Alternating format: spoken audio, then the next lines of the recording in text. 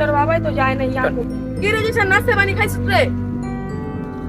না নাস্তা খাই নাই এলেগে তো বাবারে বিচ্ছাইতাছি কি রে মামা তুই নাস্তা খাইছো? ও ভাই গরুর দুসরা ছিল পরোটা দিয়ে খাই আইলাম।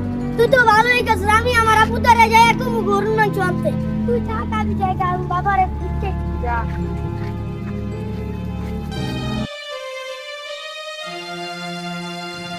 ফকিরের কোথায় যে গরুর গোস্ত খাই তোর বাবা চলে গেছে খাওয়া খাইবো গরুর গোস্ত।